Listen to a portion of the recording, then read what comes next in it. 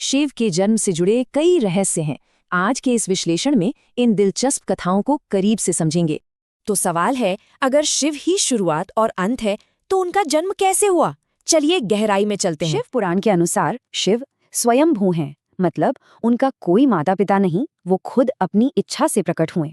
स्वयं प्रकट होने के कारण वो 5 भौतिक तत्वों से एकदम परे हैं, अमर और मृत्यु के डर से मुक्त। लेकिन यहाँ कहानी में एक ट्विस्ट है। अलग अलग प्राचीन ग्रंथों में बहुत बड़ा और हैरान करने वाला विरोधाभास मिलता है। विष्णु पुराण के अनुसार शिव विष्णु के माथे से जन्मे, जबकि शिव पुराण बिल्कुल इसका उल्टा दावा करता है। एक बार ब्रह्मा और विष्णु में खुद को श्रेष्ठ बताने की बहस छिड़ गई। तभी अनंत अग्नि स्तंभ प्रकट हुआ। दोनों ने उस स्तंभ का अंत खोजना चाहा, पर नाकाम रहे। यही तो शिव की अनंत और असीमित प्रकृति है। अब विष्णु पुराण की कथा देखते हैं। जब पूरा ब्रह्मांड जलमग्न था, विष्णु जी शेषनाग पर विश्राम कर रहे थे।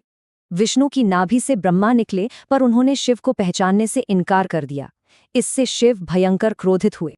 घोर तपस्या के बाद शिव जी ब्रह्मा की गोद में एक रोते हुए बालक के रूप में प्रकट हो गए। ब्रह्मा ने उस रोते हुए बच्चे का नाम रुद्र रखा, लेकिन ताज्जुब की बात, उसका रोना बंद ही नहीं हुआ। उस बच्चे को चुप कराने के लिए ब्रह्मा ने उसे पूरे 108 अलग अलग नाम दे डाले।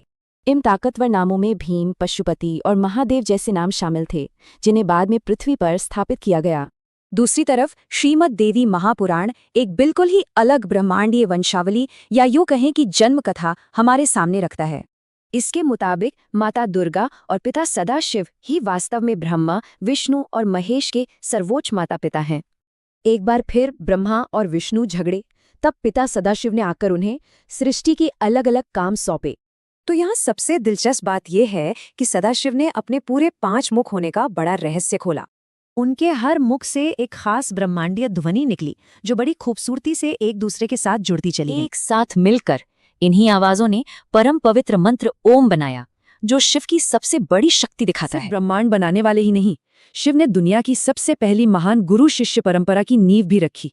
जहां ब्रह्मा ने अपने मन से जन्मे बेटों को पढ़ाया, वहीं शिव ने सिर्फ 7 खास शिष्यों को ज्ञान दिया। 7 शिष्य महान सप्त ऋषि बने, जिनका काम था इस अद्भुत ब्रह्मांडीय ज्ञान को पूरी दुनिया में फैलाना। क्योंकि शिव खुद अनंत काल हैं, तो क्या असली रहस्य उनका जन्म है या फिर हमारी इंसानी समझ का दायरा?